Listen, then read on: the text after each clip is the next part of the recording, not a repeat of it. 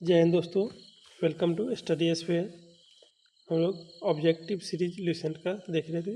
तो इस सेशन में हमारा आज का टॉपिक होगा गुप्त काल। और गुप्त काल के बारे में आज हम लोग जितना भी क्वेश्चन है इसमें सारा डिस्कशन करेंगे। तो गुप्त काल जो है इसका कालखंड है कौन सा, तो 319 ईस्वी से 540 ईस्वी। गुप्त काल 319 ईस्वी से 540 ईस्वी के काल जो थे वह गुप्त काल के अंतर्गत आता है। तो हमारा पहला क्वेश्चन आज का, गुप्त वंश का संस्थापक कौन था? गुप्त वंश का संस्थापक था श्रीगुप्त। गुप्त वंश का संस्थापक क्या था, कौन था? तो गुप्त वंश का संस्थापक श्रीगुप्त। और गुप्त जो थे कुषाण के अंदर क्या थे, सामंत थे। गुप्त किसके सामंत थे? तो गुप्त जो थे कुषाणों के सामंत थे। गुप्त काल के संस्थापक कौन थे? तो श्रीगुप्त। और गुप्त कुषाणों के सामंत हुआ करते थे।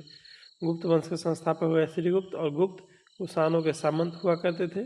गुप्त वंश के किस शासक ने सर्वप्रथम महाधिराज की उपाधि धारण किया था?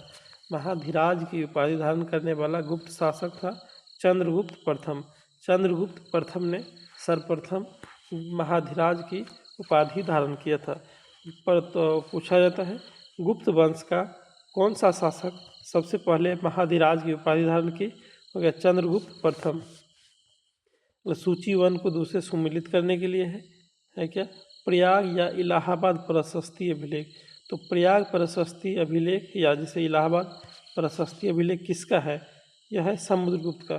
समुद्रगुप्त का प्रयाग प्रशस्ति अभिलेख। बिलसंड अभिलेख, बिलसंड अभिलेख किसका है? तो कुमारगुप्त का बिलसंड अभिलेख है। कुमारगुप्त का कौन सा है? बिलसंड स्तंभलेख। भीतरी स्तंभलेख, भीतरी स्तंभलेख स्कंदगुप्त से। भीतरी स्तंभलेख है स्कंदगुप्त का। और मंदसौर लेख बंधु वर्मन का। मंदसौर लेख किसका? बंधु वर्मन का। ये क्वेश्चन बार बार पूछा जाता है।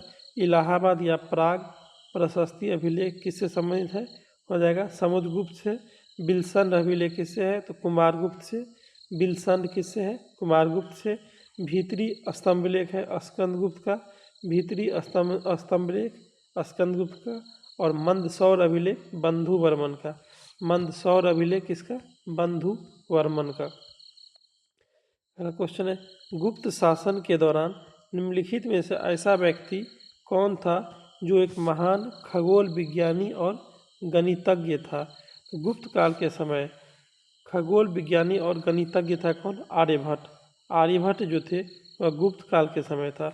आर्यभट्ट का संबंध गुप्त काल के दौरान था।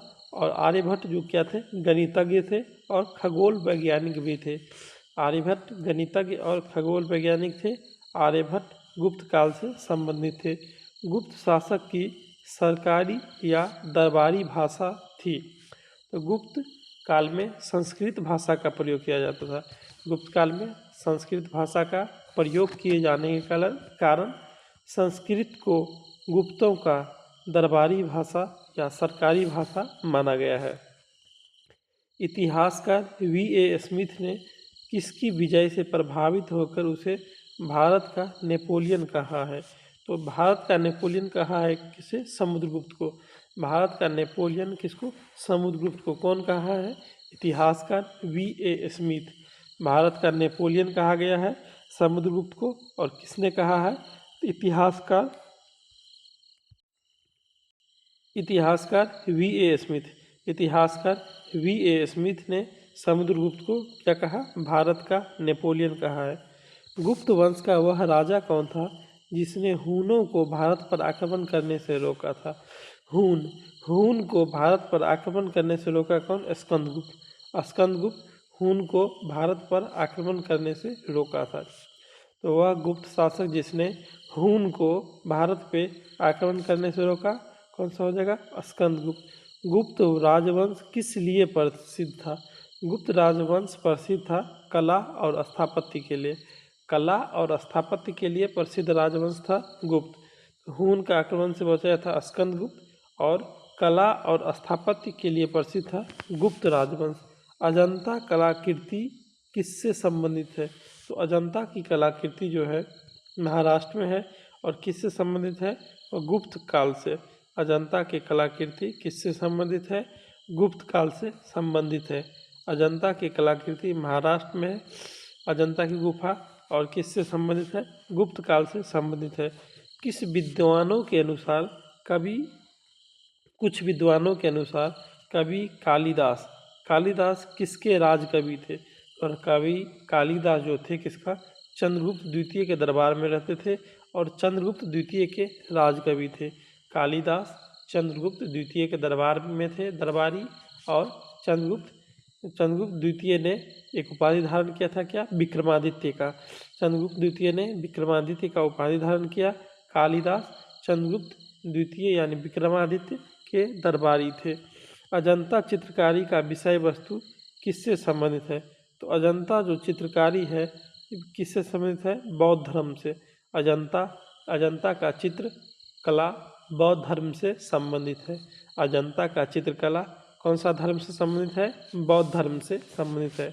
उत्तर गुप्त युग में जो विश्वविद्यालय प्रसिद्ध हुआ गुप्त काल के बाद यानी उत्तर गुप्त युग में कौन सा विश्वविद्यालय प्रसिद्ध हुआ था?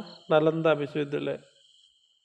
नालंदा विश्वविद्यालय की स्थापना किया था कुमारगुप्त प्रथम ने।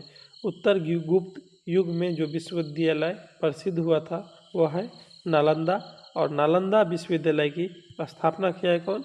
कुमारगुप्त प्रथम। एरन अभिलेख का संबंध किस शासक से है?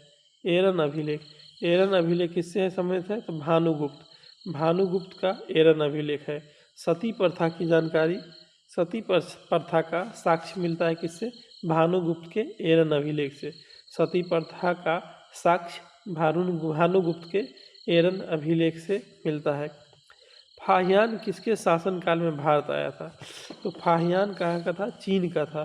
फाहियान चीन का था। किसके समय भारत आया था? चंद्रगुप्त द्वितीय के समय। चीनी यात्री एक ह्वेनसांग के बारे में पूछा जाता है।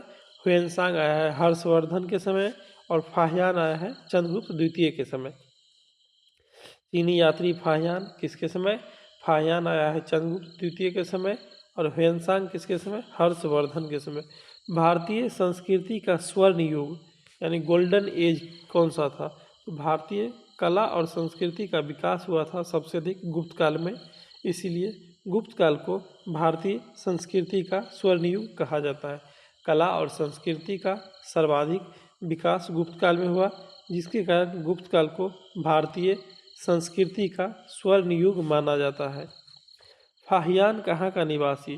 तो ह्वेनसांग और फाहियान दोनों चीन का निवासी है। ह्वेनसांग और फाहियान चीन का निवासी है। ह्वेनसांग हर्षवर्धन के समय आया और फाहियान चंद्रगुप्त द्वितीय के दरबार में आया था। सेतुबंध के रचनाकार कौन है? प्रवरसेन द्वितीय। सेतुबंध पुस्तक है, सेतुबंध पुस्तक के रचनाकार है प्रवरसेन द्वितीय। प्रवरसेन द्वितीय जो थे वह वाकाटक वंश के शासक था। सेतुबंध के रचनाकार प्रवरसेन द्वितीय किस वंश के शासक थे? वाकाटक वंश के। सेतुबंध के रचनाकार प्रवरसेन द्वितीय वाकाटक वंश का शासक था। किस गुप्तकालीन शासक को कविराज कहा गया है? तो कविराज कहा गया है किसे? समुद्रगुप्त को। समुद्रगुप्त को कविराज कहा गया है। समुद्रगुप्त को कविराज कहा गया है। किससे कविराज कहा गया है? तो समुद्रगुप्त का। समुद्रगुप्त के बारे में जानकारी मिलता है, एक अभिलेख है प्रयाग प्रशस्ति अभिलेख। समुद्रगुप्त को भारत का नेपोलियन कहा था कौन? इतिहासकार V.A. स्मिथ ने। और समुद्रगुप्त ने एक सिक्का चलाया था, किस प्रकार का? बीना बजाते हुए सिक्का, वो भी चलाया था समुद्रगुप्त ने। स्कंदगुप्त को किस स्तंभ लेख में सक्रोपम कहा गया है? स्कंदगुप्त, तो स्कंदगुप्त शासक स्कंदगुप्त को सक्रोपम कहा गया है किसमें? कहोम स्तंभ लेख। स्कंदगुप्त को सक्रोपम कहा गया है कहोम स्तंभ लेख में। स्कंदगुप्त को क्या कहा गया? सक्रोपम। सक्रोपम किसे कहा गया? स्कंदगुप्त को। किस स्तंभ लेख में? कहोम में। सक्रोपम किसे कहा गया? सक्रोपम सौसे स्कंदगुप्त। तो सक्रोपम स्कंदगुप्त किसमें? कहोम स्तंभ लेख में। श्रीलंका के राजा है एक मेघवर्मन। श्रीलंका के राजा कौन? मेघवर्मन ने किस स्थान पर भगवान बुद्ध का मंदिर बनवाने के लिए समुद्रगुप्त से अनुमति मांगा था? तो श्रीलंका के राजा मेघवर्मन ने भगवान बुद्ध का मंदिर बनवाने के लिए समुद्रगुप्त से अनुमति मांगा था। तो मंदिर कहाँ बनवाना चाहता था? बोध गया में। श्रीलंका के राजा मेघवर्मन ने बोध गया में भगवान बुद्ध का मंदिर बनवाने के लिए किससे? समुद्रगुप्त से अनुमति मांगा था। श्रीलंका के राजा मेघवर्मन ने बोध गया में भगवान बुद्ध का मंदिर बनवाने के लिए समुद्रगुप्त से अनुमति मांगा था।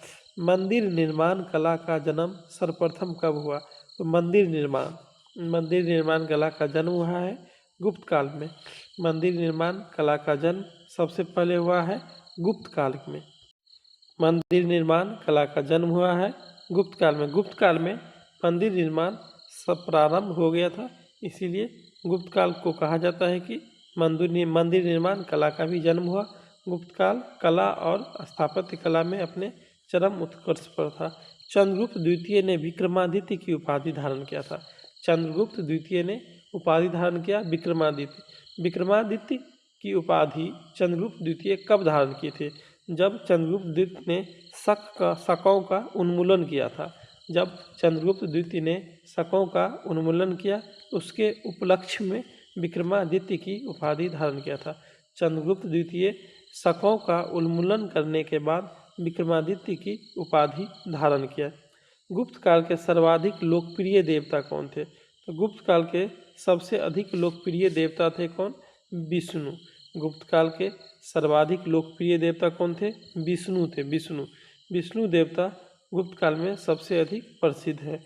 चंद्रगुप्त द्वितीय ने अपनी किस विजय के खुशी में चांदी के विशेष सिक्का जारी किया था? चंद्रगुप्त द्वितीय ने शक को हराने के बाद, शक को पराजित करने के बाद चांदी का सिक्का भी जारी किया था। चंद्रगुप्त द्वितीय शक को हराने के बाद किसका सिक्का जारी किया था? चांदी का सिक्का भी जारी किया था। और चंद्रगुप्त द्वितीय विक्रमादित्य की उपाधि धारण किया इसी उपलक्ष्य में। तो चंद्रगुप्त द्वितीय शक को हराने के बाद चांदी का सिक्का भी जारी किया और विक्रमादित्य की उपाधि भी धारण किया था। मेहरौली कहाँ है? दिल्ली में। मेहरौली कहाँ है? दिल्ली में। तो दिल्ली के मेहरौली में एक लौह का स्तंभ है। दिल्ली के मेहरौली में लौह स्तंभ का निर्माण किस सदी में हुआ है? दिल्ली के मेहरौली में लोहा का स्तंभ बना हुआ है, उसका निर्माण हुआ है 4वीं सदी में, यानी गुप्त काल में। दिल्ली के मेहरौली में जो लौह स्तंभ है उसका निर्माण हुआ है 4वीं सदी यानी गुप्त काल में। अगला क्वेश्चन हमारा है, फाहियान और ह्वेनसांग ने देश के राज्यों को देखा। तो फाहियान आया है चंद्रगुप्त द्वितीय के दरबार में। फाहियान किसके दरबार में? चंद्रगुप्त द्वितीय के दरबार में। और ह्वेनसांग हर्षवर्धन के दरबार में। ह से ह्वेनसांग और ह से हर्षवर्धन। ह्वेनसांग आया है हर्षवर्धन के दरबार में और फाहियान चंद्रगुप्त द्वितीय के दरबार में। ह्वेनसांग और फाहियान दोनों कहाँ के निवासी थे? दोनों थे चीन के। ह्वेनसांग और फाहियान दोनों चीन के निवासी हैं। ह्वेनसांग हर्षवर्धन के दरबार में और फाहियान चंद्रगुप्त द्वितीय के दरबार में। अगला है, धन्वंतरी कौन था? तो धन्वंतरी कौन था? धन्वंतरी था एक चिकित्सक।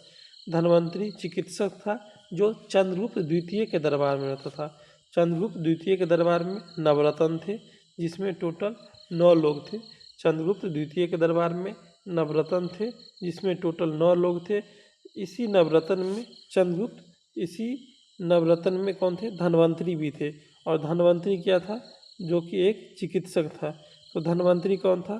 चंद्रगुप्त विक्रमादित्य के राज दरबार के नवरत्नों में से एक चिकित्सक थे। गुप्तकालीन शासन प्रणाली किस प्रकार का था? तो गुप्त काल में शासन था राजतंत्रात्मक। राजतंत्रात्मक मतलब राजा का शासन होता था और राजा के जब मृत्यु होता था तो उसका पुत्र ही फिर से राजा बनता था। तो गुप्त काल में शासन प्रणाली किस प्रकार का है?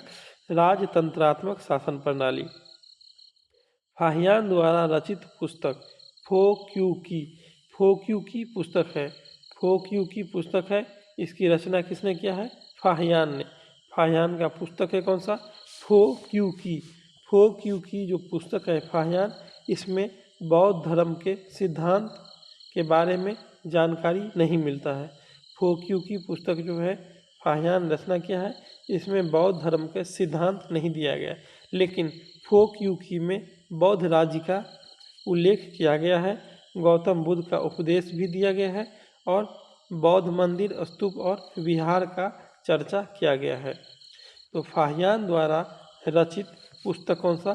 फो क्यूकी में किसका विवरण नहीं मिलता है? तो बौद्ध धर्म का सिद्धांत नहीं दिया गया, लेकिन बौद्ध राज्य के बारे में बताया गया, गौतम बुद्ध का उपदेश भी बताया गया और बौद्ध मंदिर, स्तूप एवं विहार का उल्लेख मिलता है। गुप्त स्थापत्य कला का सर्वोत्कृष्ट मंदिर कौन सा है?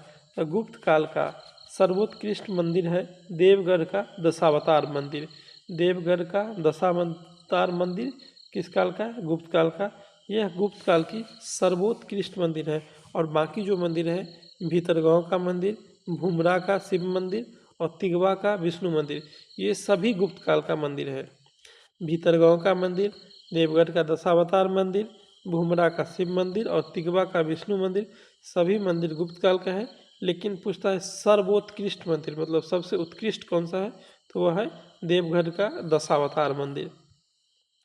अजंता की गुफाओं में किन गुफाओं का निर्माण गुप्त काल में हुआ है? तो अजंता में जो गुफा है उसमें गुप्त काल में निर्मित गुफा है 16, 17 और 19।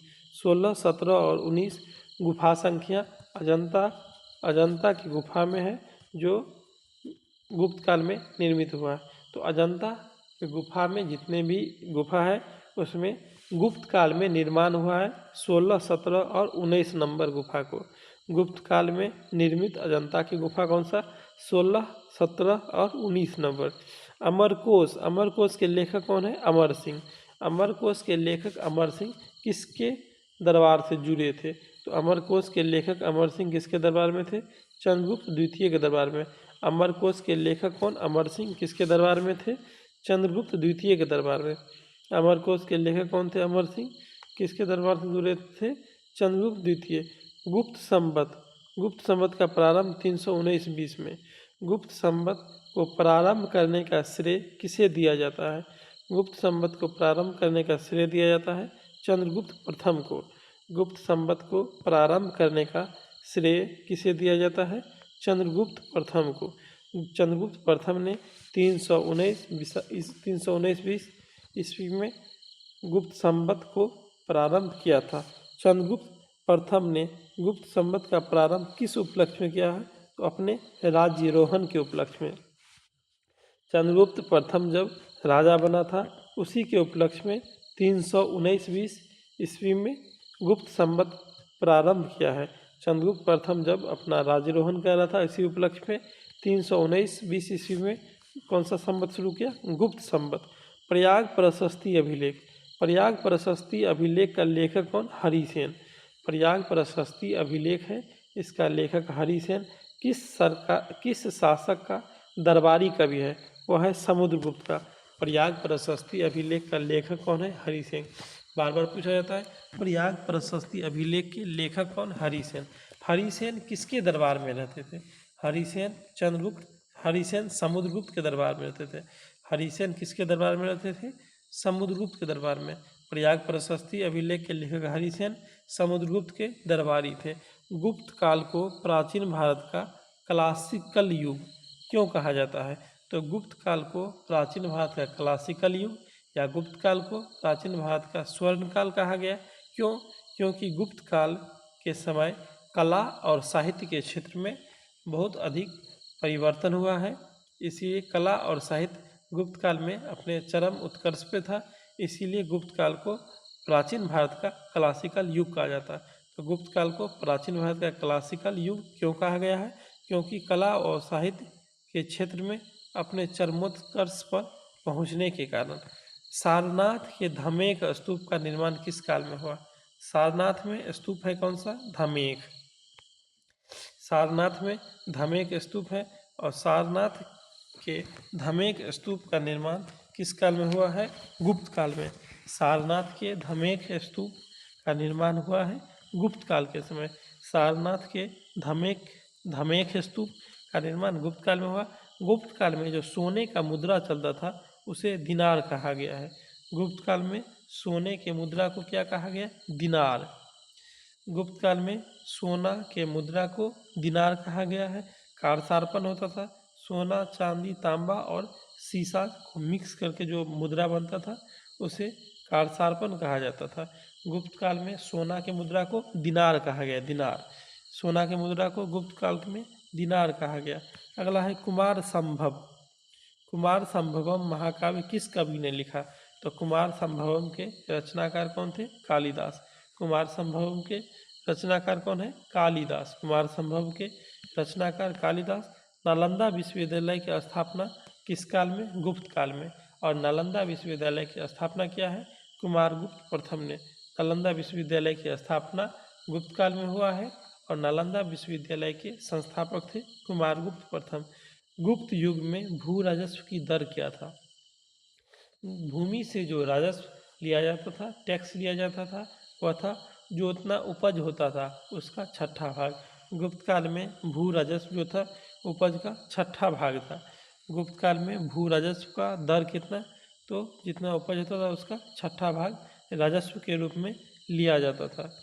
अगला क्वेश्चन है, नगरों का क्रमिक पतन किस काल की एक महत्वपूर्ण विशेषता थी? तो नगर का क्रमिक पतन होना शुरू हुआ था गुप्त काल में। गुप्त काल में नगर का क्या होना शुरू हुआ? नगर का पतन होना शुरू हुआ। नगरों का क्रमिक पतन किस काल में शुरू हुआ? गुप्त काल में। गुप्त काल में नगर का क्रमिक पतन होना प्रारंभ हुआ था। किस वंश के शासक ने मंदिर एवं ब्राह्मण को सबसे अधिक ग्राम अनुदान में दिया था? तो मंदिर और ब्राह्मण को अनुदान देना शुरू किया था कौन? सातवाहन शासक। मंदिरों और ब्राह्मण के लिए ग्राम अनुदान देना शुरू किया था सातवाहन शासक, लेकिन सबसे अधिक दान दिया था गुप्त वंश के शासक ने। मंदिर और ब्राह्मण को अनुदान देना शुरू किया था सातवाहन शासक ने, और सबसे अधिक दान देगा तो कौन हो जाएगा? गुप्त वंश के शासक। दिल्ली के मेहरौली के कुब्बतुल इस्लाम मस्जिद के प्रांगण में स्थित लौह स्तंभ किसकी स्मृति में है? वह है चंद्र की स्मृति में। दिल्ली के मेहरौली के कौन सा एक मस्जिद है? कौन सा? दिल्ली के मेहरौली में कुब्बतुल इस्लाम मस्जिद। दिल्ली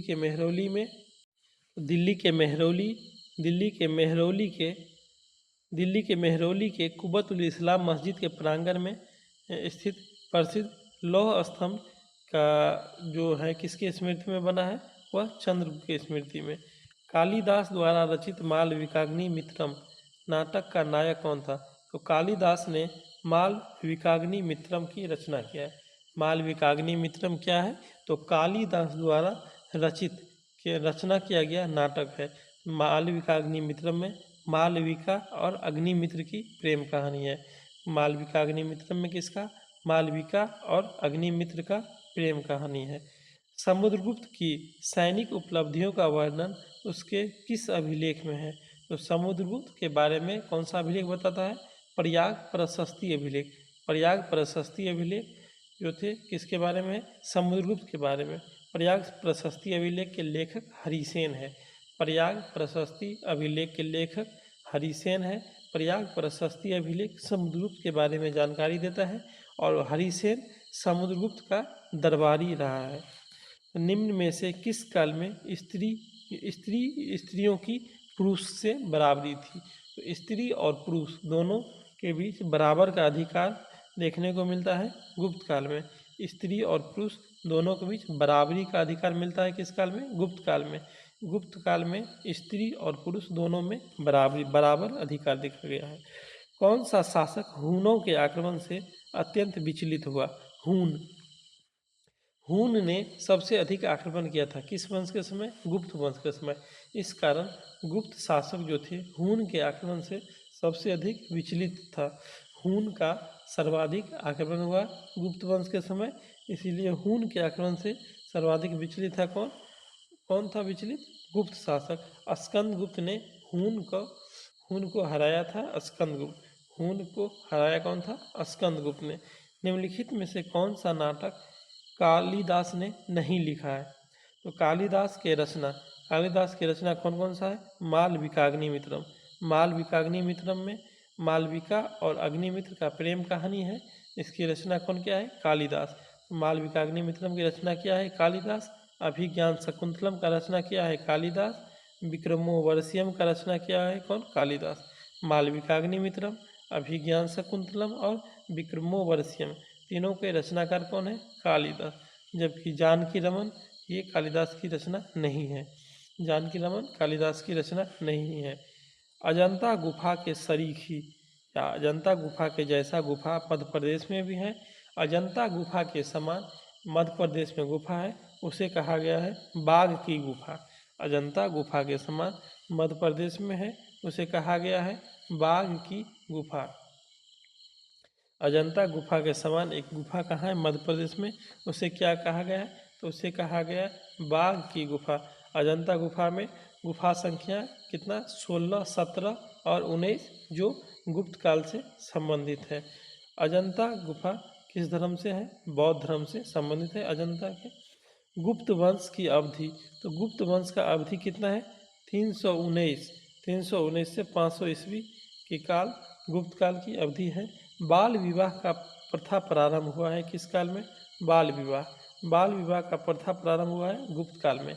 बाल विवाह जो थे प्रारंभ हुआ है बाल विवाह गुप्त काल में। गुप्त काल में बाल विवाह का प्रथा प्रारंभ किया गया है। सोने के सर्वाधिक सिक्के, सोना का सर्वाधिक सिक्का जारी किया गया गुप्त काल में। सोना का सबसे अधिक सिक्का जारी किया गया गुप्त काल में, जिस कारण सोना के सिक्के में सबसे ज़्यादा अशुद्धि भी पाया गया है गुप्त काल में ही। सोना के सिक्का सबसे पहले सर्वाधिक सोने का सिक्का जारी किया गया गुप्त काल में, और सबसे पहले जारी किया गया था किसके समय?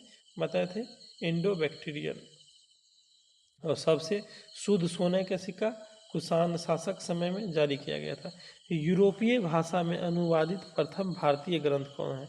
यूरोपीय भाषा में अनुवाद किया गया पहला भारतीय ग्रंथ कौन है? तो वह है अभिज्ञान शकुंतलम। अभिज्ञान शकुंतलम के रचनाकार कालिदास थे। अभिज्ञान शकुंतलम के रचनाकार कौन है? कालिदास। और यूरोपीय भाषा में रचना किया गया पहला ग्रंथ भी कौन सा है? वह है अभिज्ञान शकुंतलम। अभिज्ञान शकुंतलम के रचना किसने किया? कालिदास ने। अभिज्ञान शकुंतलम यूरोपीय भाषा में अनुवाद किया गया पहला भारतीय ग्रंथ है। कुमार संभव की रचना भी किसने किया है? कालिदास ने किया है। कुमार संभव की रचना किसने किया है? कालिदास ने किया है। अगला है सती प्रथा का पहला उल्लेख। सती प्रथा के बारे में सबसे पहले उल्लेख किया गया है कहाँ? तो भानुगुप्त के एरन अभिलेख में। भानुगुप्त का एरन अभिलेख में से सती प्रथा का जानकारी मिलता है। भानुगुप्त के एरन अभिलेख से सती प्रथा के बारे में जानकारी मिलता है। तो सती प्रथा का पहला उल्लेख किस में हो जाएगा? भानुगुप्त के एरन अभिलेख में। अगला क्वेश्चन है गुप्त वंश के निम्नलिखित शासक को क्रम से सजाइए। तो गुप्त वंश के शासक के बारे में दिया गया कौन सा? चंद्रगुप्त प्रथम, समुद्रगुप्त, चंद्रगुप्त द्वितीय, कुमारगुप्त और स्कंदगुप्त। 1, 2, 3, 4, 5 जो शासक हैं सब लगातार भाग में ही आए हैं, मतलब एक के बाद एक आए हैं। तो सबसे पहले कौन आया था? चंद्रगुप्त प्रथम। गुप्त वंश के उसके बाद आया है समुद्रगुप्त, उसके बाद चंद्रगुप्त द्वितीय, उसके बाद कुमारगुप्त, उसके बाद स्कंदगुप्त। हून के आक्रमण का नेतृत्व किया कौन? स्कंदगुप्त ने। गुप्तकालीन सिक्का का सबसे बड़ा ढेर कहाँ से प्राप्त हुआ? गुप्तकालीन सिक्का का सबसे बड़ा ढेर प्राप्त हुआ है भरतपुर के बयाना से। गुप्तकालीन सिक्का का सबसे बड़ा ढेर कहाँ से मिला है? भरतपुर के बयाना से। गुप्तकालीन सिक्का का सबसे बड़ा ढेर मिला है कहाँ से? भरतपुर के बयाना से। देवगढ़ में क्या है? तो देवगढ़ का दशावतार मंदिर है। तिगवा में मंदिर है, तिगवा में, और भुमरा में शिव मंदिर है। अगला है ये देवगढ़ का दशावतार मंदिर, तिगवा का विष्णु मंदिर और भुमरा का शिव मंदिर है। और गुप्तकालीन सिक्का का सबसे बड़ा ढेर कहाँ है? भरतपुर के बयाना में। भरतपुर के बयाना से गुप्तकालीन सिक्का का सबसे बड़ा ढेर प्राप्त हुआ है। किस गुप्त शासक को नालंदा विश्वविद्यालय का संस्थापक माना जाता है? तो नालंदा विश्वविद्यालय का संस्थापक थे कुमारगुप्त प्रथम। नालंदा विश्वविद्यालय की स्थापना गुप्त काल में हुआ है और कुमारगुप्त प्रथम को नालंदा विश्वविद्यालय का संस्थापक माना गया। प्राचीन भारत में सामंती व्यवस्था का अभ्युदय सैनिक अभियानों में देखा जा सकता है। सामंती व्यवस्था क्या होता था? तो सामंती व्यवस्था होता था जो राजा अपने राजा के दरबार में जो ब्राह्मण होते थे उनको या मंदिर के लिए जो भी भूमि अनुदान के रूप में दिया जाता था, बिना टैक्स के करमुक्त भूमि दिया जाता था, उसे ही सामंती व्यवस्था कहा गया। और कहा गया कि प्राचीन भारत में सामंती व्यवस्था का अभ्युदय सैनिक अभियान में देखा जा सकता है। सही है। गुप्त काल में सामंती व्यवस्था का पर्याप्त विस्तार हुआ था। सामंती व्यवस्था शुरू हुआ था सातवाहन वंश के समय में। सातवाहन के समय शुरू हुआ था, लेकिन सबसे अधिक भूमि दान दिया था कौन? गुप्त वंश के शासक। इसीलिए कहा जाता है कि गुप्त वंश के समय सामंती व्यवस्था का पर्याप्त विस्तार हुआ है। तो कथन और कारण दोनों सही, लेकिन व्याख्या सही इसका नहीं है। अगला क्वेश्चन है, गुप्त काल में उत्तर भारतीय व्यापार किस एक पतन से संचालित होता था? तो गुप्त काल में उत्तर भारत में जो व्यापार रहता था वह ताम्रलिपित बंदरगाह से। गुप्त काल में उत्तर भारत में जो भी व्यापार किया जाता था किस बंदरगाह से? ताम्रलिपित बंदरगाह से गुप्त काल में उत्तर भारत का व्यापार होता था। ताम्रलिपित बंदरगाह से गुप्त काल में उत्तर भारत का व्यापार हुआ है। गुप्त शासक के द्वारा जारी किए गए चांदी के सिक्का क्या कहा गया? रूपक। गुप्त काल के समय गुप्त शासक ने जो चांदी के सिक्का जारी किए थे उसे रूपक कहा गया। रूपक क्या होता था? तो रूपक गुप्त काल में जारी किया गया चांदी का सिक्का था। सूची 1 के 2 से सुमेलित करने के लिए बोला, जैसे विशाखादत्त, वराहमिहिर, चरक और ब्रह्मगुप्त। विशाखादत्त, वराहमिहिर और चरक और चंद्रगुप्त। अगला है क्या? चिकित्सा, नाटक, खगोल विज्ञान और गणितज्ञ। जैसे चरक जो थे कौन थे? चरक थे कौन? चिकित्सक। चरक किसके दरबार में रहते थे? चरक थे कनिष्क के दरबार में। रहते थे। और चरक क्या थे? चिकित्सक थे। वराहमिहिर थे खगोल वैज्ञानिक। वराहमिहिर कौन थे? खगोल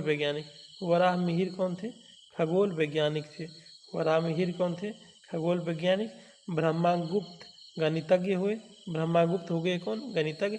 और विशाखादत्त ने मुद्रा राक्षस की रचना किया है। कौन? विशाखादत्त मुद्रा राक्षस की रचना क्या है? मुद्रा राक्षस क्या है? नाटक है। और मुद्रा राक्षस के रचनाकार कौन है? विशाखादत्त है। वराहमिहिर हो जाएगा कौन सा? खगोल वैज्ञानिक। चरक कौन हो जाएगा? चिकित्सक। चरक कनिष्क के दरबार के चिकित्सक थे। और ब्रह्मागुप्त कौन थे? गणितज्ञ थे। अगला, चंद्रगुप्त द्वितीय के काल में विद्या, कला व साहित्य का महान केंद्र कौन सा था?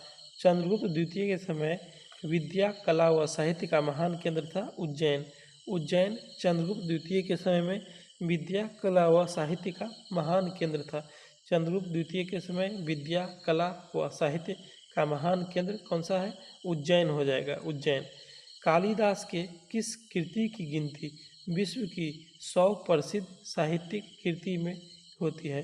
तो कालिदास का ये जितना भी रचना दिया गया है, ऋतु संहार, मेघदूतम, अभिज्ञान शकुंतलम और कुमार संभव, चारों की रचना किया है कौन? कालिदास की चारों रचना कालिदास का ही है।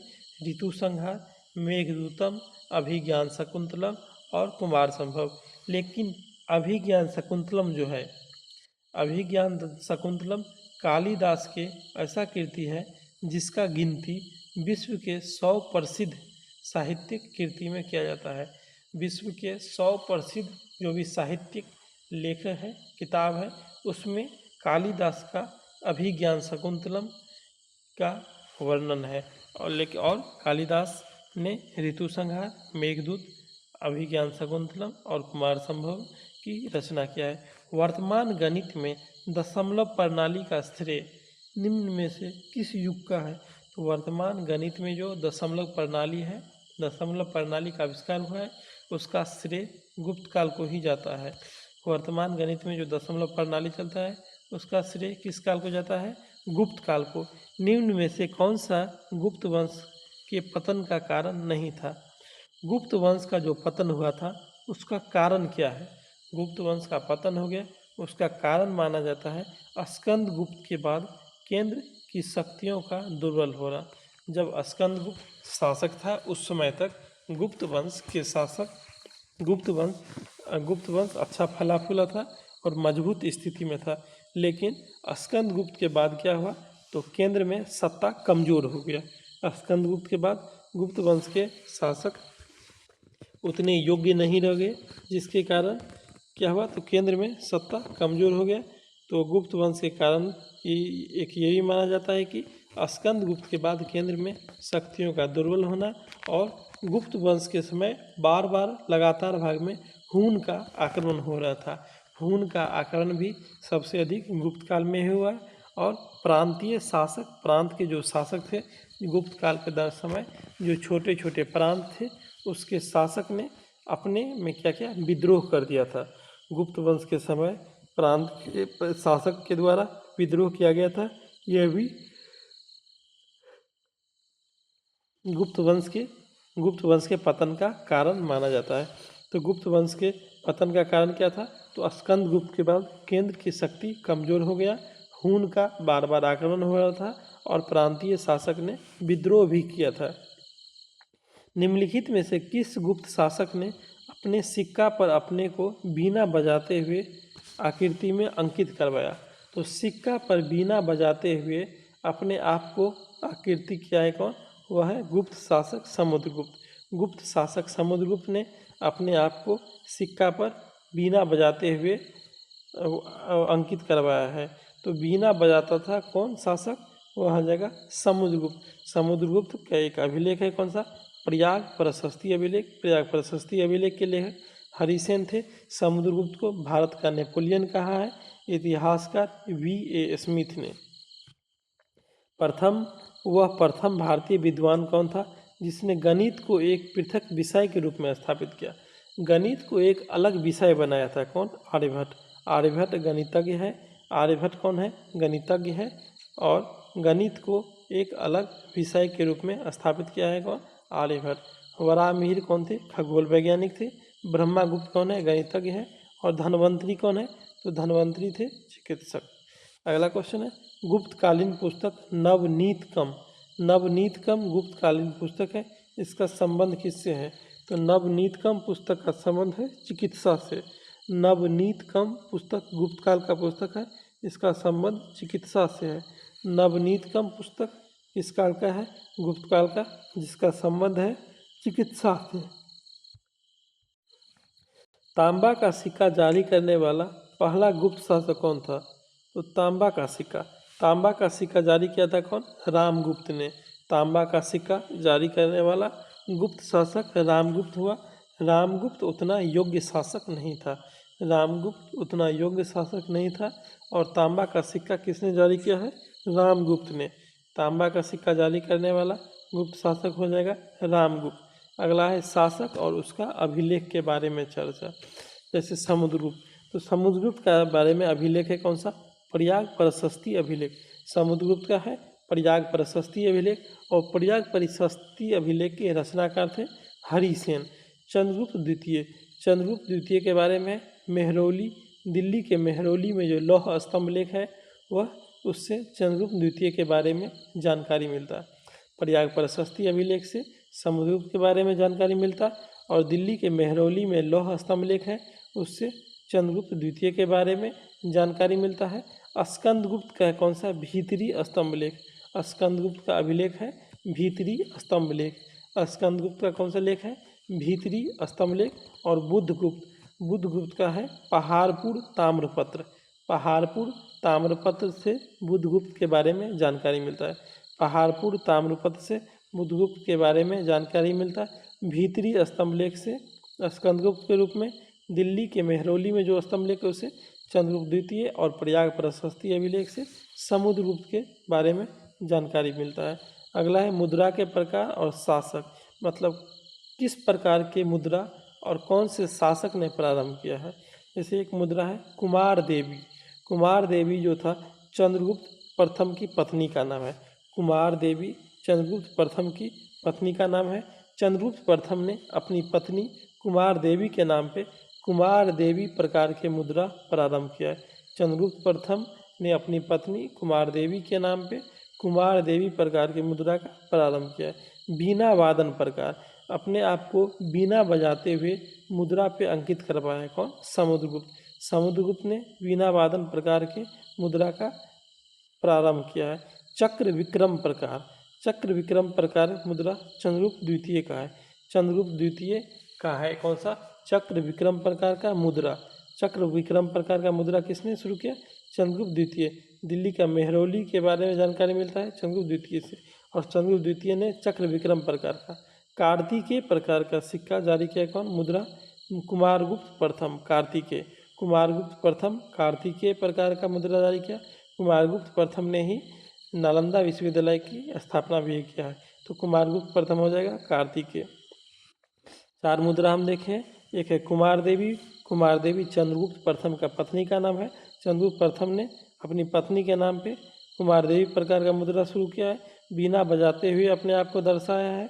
समुद्रगुप्त ने चक्र विक्रम प्रकार चंद्रगुप्त द्वितीय का है। और अगला है कार्तिकेय प्रकार किसका? कुमारगुप्त प्रथम का। कुमारगुप्त प्रथम ने नालंदा विश्वविद्यालय का भी स्थापना किया है। अगला है शासक और उपाधि। कौन से शासक क्या उपाधि धारण किए थे? तो चंद्रगुप्त प्रथम के बारे में हम बता दिए हैं कि चंद्रगुप्त प्रथम ने महाधिराज की उपाधि धारण किया था। चंद्रगुप्त प्रथम ने कौन सा उपाधि धारण किया है? महाधिराज की उपाधि। अगला है समुद्रगुप्त। समुद्रगुप्त अश्वमेघ प्रकार के अश्वमेघ पराक्रम का उपाधि धारण किया है। अश्वमेघ पराक्रम का उपाधि समुद्रगुप्त ने धारण किया है। चंद्रगुप्त प्रथम ने महाधिराज की उपाधि धारण किया। अश्वमेघ प्रकार का उपाधि कौन? समुद्रगुप्त। चंद्रगुप्त द्वितीय का उपाधि कौन सा है? परम भागवत। परम भागवत किसका है? चंद्रगुप्त द्वितीय का। परम भागवत चंद्रगुप्त द्वितीय का। और स्कंदगुप्त का है कौन सा? शक्रोपम। स्कंदगुप्त ने शक को उन्मूलन किया था। शक को उन्मूलन करने के बाद स्कंदगुप्त ने शक्रोपम की उपाधि धारण किया है। समुद्रगुप्त का उपाधि कौन सा हो जाएगा? अश्वमेघ पराक्रम। चंद्रगुप्त द्वितीय का हो जाएगा परम भागवत, और स्कंदगुप्त का शक्रो। फिर से एक बार देखते हैं। महाधिराज, महाधिराज का उपाधि चंद्रगुप्त प्रथम का। अश्वमेघ पराक्रम हो जाएगा समुद्रगुप्त का। परम भागवत, परम भागवत का उपाधि चंद्रगुप्त द्वितीय का है। और शक्रोपम, शक को उन्मूलन करने के बाद स्कंदगुप्त ने शक्रोपम की उपाधि धारण किया है। अगला क्वेश्चन है शासक और उसकी पत्नी का नाम के बारे में। जैसे चंद्रगुप्त प्रथम, चंद्रगुप्त प्रथम की पत्नी का नाम है कुमार देवी। चंद्रगुप्त प्रथम के पत्नी का नाम कुमार देवी, और चंद्रगुप्त प्रथम ने अपनी पत्नी कुमार देवी के नाम पे ही कुमार देवी प्रकार का सिक्का भी जारी किया है। रामगुप्त, रामगुप्त के पत्नी कौन थे? ध्रुव देवी। रामगुप्त के पत्नी ध्रुव देवी। रामगुप्त का पत्नी था कौन? ध्रुव देवी। रामगुप्त ने तांबा का सिक्का जारी किया था। रामगुप्त उतना योग्य शासक नहीं हुआ। समुद्रगुप्त के पत्नी का नाम है दत्ता देवी। समुद्रगुप्त के पत्नी का नाम है कौन सा? दत्ता देवी। अश्वमेघ पराक्रम का उपाधि धारण किया है कौन? समुद्रगुप्त ने। रुद्रसेन द्वितीय, रुद्रसेन द्वितीय के पत्नी प्रभावती गुप्ता। रुद्रसेन द्वितीय के पत्नी का नाम है प्रभावती गुप्ता। तो कुमार देवी, कुमार देवी किसका पत्नी है? चंद्रगुप्त प्रथम का। कुमार देवी चंद्रगुप्त प्रथम का। और चंद्रगुप्त प्रथम ने अपनी पत्नी कुमार देवी के नाम पे ही कौन सा एक सिक्का जारी किया? कुमार देवी सिक्का। ध्रुव देवी, ध्रुव देवी किसका है? रामगुप्त का। ध्रुव देवी किसका? रामगुप्त का। और रामगुप्त ने तांबा का सिक्का जारी किया। दत्ता देवी है किसका? समुद्रगुप्त का। समुद्रगुप्त का पत्नी का नाम है दत्ता देवी। समुद्रगुप्त ने उपाधि धारण किया है कौन सा? अश्वमेघ पराक्रम। प्रभावती गुप्ता है रुद्रसेन द्वितीय के पत्नी कौन? प्रभावती गुप्ता। किस गुप्त शासक ने दक्षिणापथ में स्थित 12 राज्य पर विजय किया था? तो दक्षिण भारत के 12 राज्य को जीता था कौन? समुद्रगुप्त। दक्षिण भारत के 12 राज्य को जीतने वाला शासक था समुद्रगुप्त। समुद्रगुप्त को इतिहासकार V.A. स्मिथ ने भारत का नेपोलियन कहा है। सर्वराजोचछेता, सर्वराजोचछेता यानी सभी राजाओं को उखाड़ फेंकने वाला। सर्वराजोचछेता यानी सभी राजाओं को उखाड़ फेंकने वाला की उपाधि धारण किया है समुद्रगुप्त ने। समुद्रगुप्त ने उपाधि धारण किया कौन सा? सर्वराजोचछेता यानी सभी राजाओं को उखाड़ फेंकने वाला। अश्वमेघ पराक्रम का उपाधि भी समुद्रगुप्त ने ही जारी किया है। समुद्रगुप्त दक्षिण भारत के 12 राज्यों पर अधिकार कर लिया था और समुद्रगुप्त को भारत का नेपोलियन कहा है। कौन? वह इतिहासकार V.A. स्मिथ ने कहा। किसने अंतिम शक शासक रुद्र सिंह तृतीय को पराजित कर और उसकी हत्या कर शकों का अंतिम रूप से उन्मूलन किया? तो शकों का अंतिम रूप से उन्मूलन किया था कौन? चंद्रगुप्त द्वितीय। चंद्रगुप्त द्वितीय ने शकों को अंतिम रूप से उन्मूलन किया था और अंतिम शक शासक कौन था? रुद्र सिंह तृतीय। अंतिम शक शासक हुआ रुद्र सिंह तृतीय। शकों को अंतिम रूप से उन्मूलन किया है चंद्रगुप्त द्वितीय ने। चंद्रगुप्त द्वितीय के बारे में जानकारी मिलता है दिल्ली के मेहरौली के लौह स्तंभ लेख से। एक रचनाकार और उसकी रचना दिया गया है जैसे आर्यभट्टियम।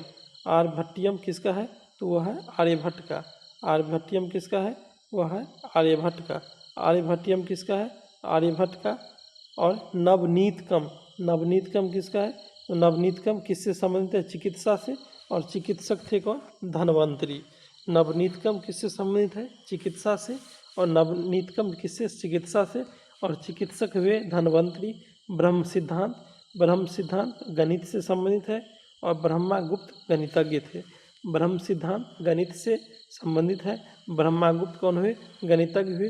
पंच सिद्धांतिका वराहमिहिर से। पंच सिद्धांतिका किससे? वराहमिहिर से। वराहमिहिर कौन थे? वराहमिहिर थे खगोल वैज्ञानिक। पंच सिद्धांतिका किससे? वराहमिहिर से। वराहमिहिर कौन थे? वराहमिहिर थे खगोल वैज्ञानिक। तो आर्यभट्ट की रचना क्या हो जाएगा? आर्यभट्टियम। आर्यभट्ट गणितज्ञ हो गया। धन्वंतरी की रचना हो जाएगा नवनीतकम। नवनीतकम हो जाएगा चिकित्सा से संबंधित। ब्रह्मगुप्त की रचना हो जाएगा ब्रह्म सिद्धांत गणितज्ञ गणित हो जाएगा। और वराहमिहिर की रचना पंच सिद्धांतिका। वराहमिहिर की रचना पंच सिद्धांतिका। वराहमिहिर कौन हुए? वराहमिहिर हुए खगोल वैज्ञानिक। अगला क्वेश्चन है सुदर्शन झील। सुदर्शन झील कहाँ है? गुजरात में है। सुदर्शन झील जिसका निर्माण कराया है चंद्रगुप्त मौर्य। चंद्रगुप्त मौर्य के समय सुदर्शन झील का निर्माण हुआ और उसका निर्माण सौराष्ट्र प्रांत के गवर्नर पुष्यगुप्त ने करवाया है। सुदर्शन झील का निर्माण चंद्रगुप्त मौर्य के काल में सौराष्ट्र प्रांत के गवर्नर पुष्यगुप्त ने करवाया है और उसका पहली बार मरम्मत कराया कौन? शक शासक रुद्रदामन। पहला बार मरम्मत कराया था कौन? शक शासक रुद्रदामन। और उसका दूसरा बार मरम्मत कराया कौन? स्कंदगुप्त ने, गुप्त शासक। सुदर्शन झील के बारे में बार बार पूछा जाता है। सुदर्शन झील का निर्माण किसके समय में हुआ? निर्माण हुआ है चंद्रगुप्त मौर्य के समय। चंद्रगुप्त मौर्य के समय सौराष्ट्र के गवर्नर थे कौन? पुष्यगुप्त। सुदर्शन झील का निर्माण चंद्रगुप्त मौर्य के समय सौराष्ट्र के गवर्नर पुष्यगुप्त ने करवाया था और उसका पहला बार मरम्मत कराया था कौन? शक शासक रुद्रदामन। रुद्रदामन के बारे में बताएं। एक अभिलेख है रुद्रदामन का, जूनागढ़ अभिलेख। रुद्रदामन का जूनागढ़ अभिलेख संस्कृत भाषा में लिखा गया पहला अभिलेख है। तो सुदर्शन झील का पहली बार मरम्मत कराया कौन? शक शासक रुद्रदामन। और दूसरा बार मरम्मत कराया गुप्त वंश के शासक कौन? स्कंदगुप्त ने। गुप्त वंश के शासक स्कंदगुप्त ने। अगला है प्रशासनिक विभाजन और उसके प्रशासक। जैसे साम्राज्य था गुप्त साम्राज्य, उसको उस पर प्रशासन करने के लिए उसे छोटे छोटे क्षेत्र में बांटा गया था। जैसे गुप्त साम्राज्य को विभाजन किया गया था किसमें? प्रांत में। और प्रांत को कहा गया है भुक्ति। प्रांत को क्या कहा गया है? भुक्ति। भुक्ति का विभाजन हुआ है विषय में। विषय का मतलब जिला होता है। विषय का मतलब क्या होता है? जिला होता है। विषय का मतलब जिला होता है। और उसका विभाजन नगर में और नगर का ग्राम में। नगर का किसमें? ग्राम में। तो गुप्त शासक का विभाजन हुआ है गुप्त वंश का किसमें? प्रांत में।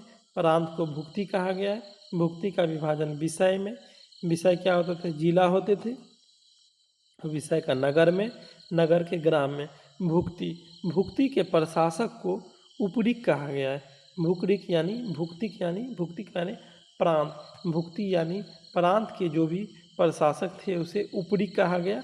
और विषय यानी जिला के प्रशासक को विषयपति कहा गया। प्रांत यानी भुक्ति के प्रशासक को उपरीक कहा गया और विषय यानी जिला के प्रशासक को विषयपति कहा गया। नगर के प्रशासक नगरपति होते थे और ग्राम के ग्रामिक होते थे। तो गुप्त वंश के समय उसका क्षेत्र को बांटा गया था कि इसमें प्रांत या भुक्तिक में, जिसके प्रशासक उपरी कहलाते थे। विषय यानी जिला के प्रशासक को विषयपति, नगर के प्रशासक को नगरपति और ग्राम के प्रशासक को ग्रामपति कहा गया है। अगला है कौन सुमेलित नहीं है?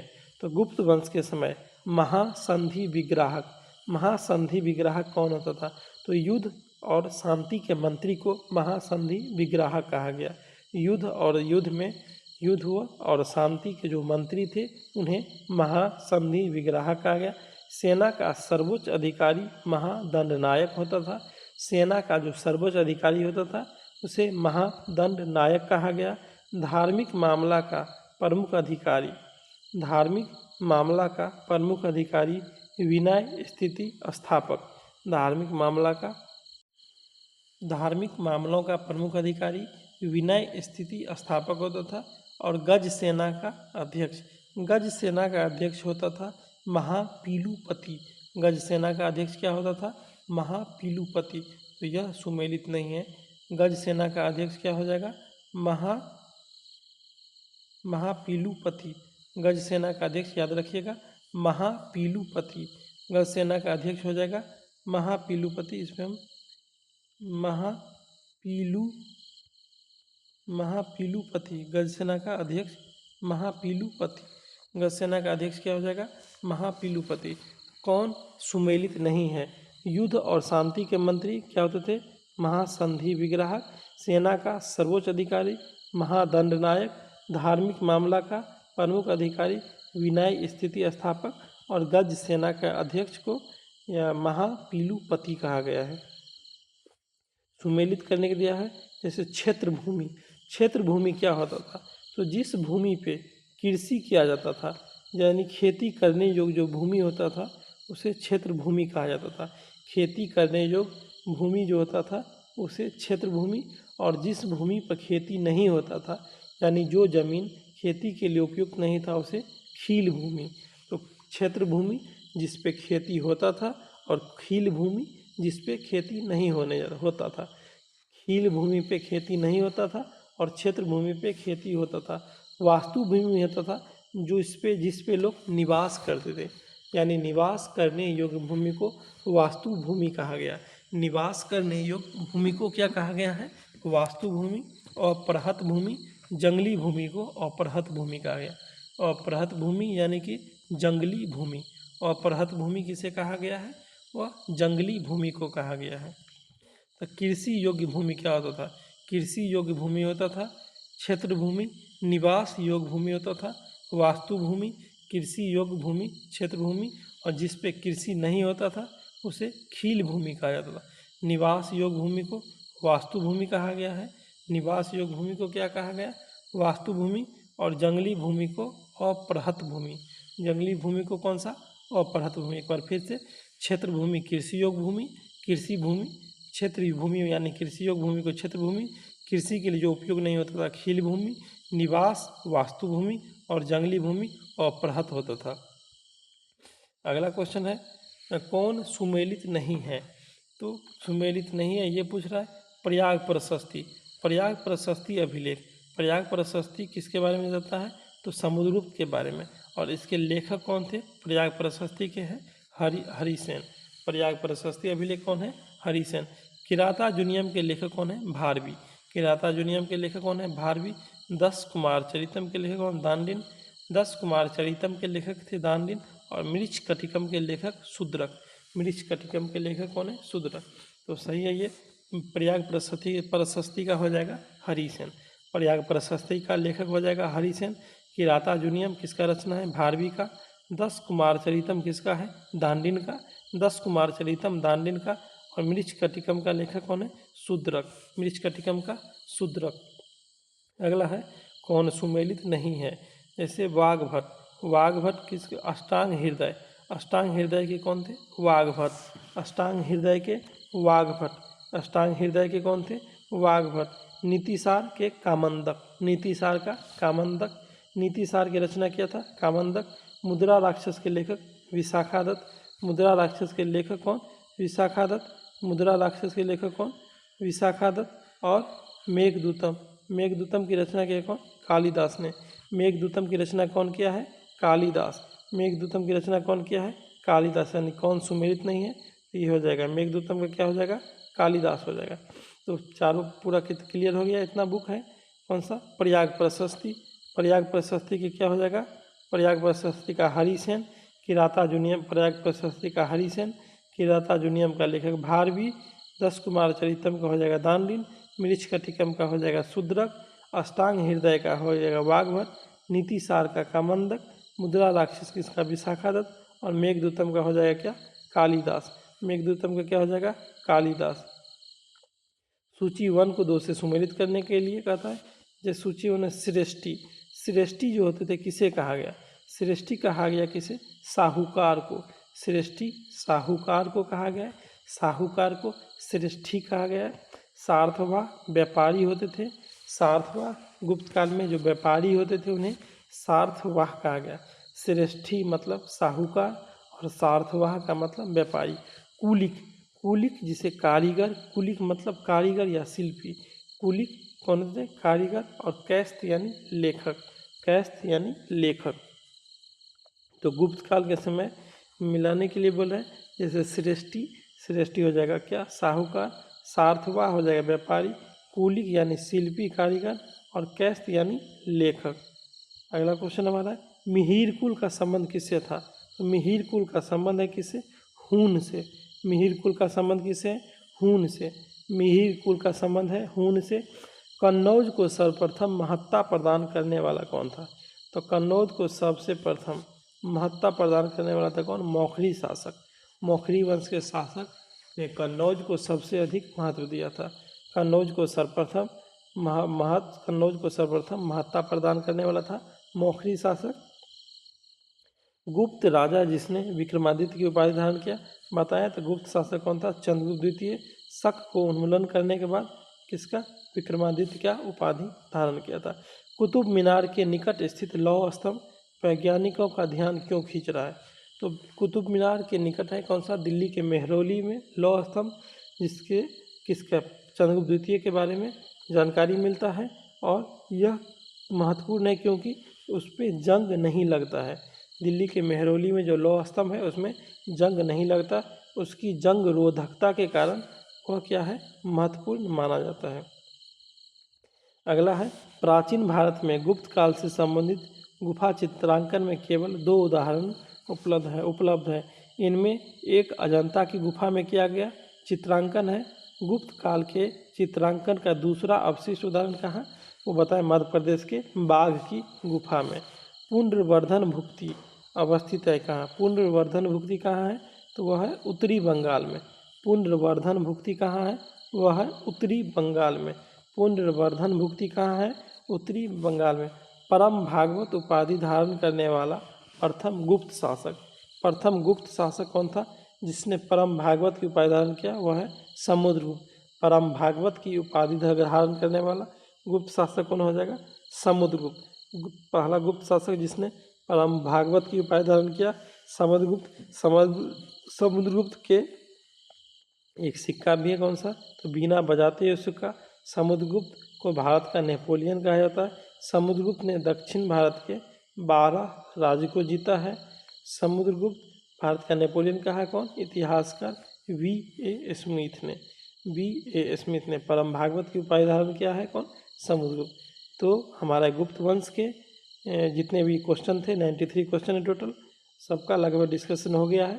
बाकी अगले लेक्चर में हम लोग गुप्तोत्तर काल और वर्धन वंश के बारे में जानकारी देंगे।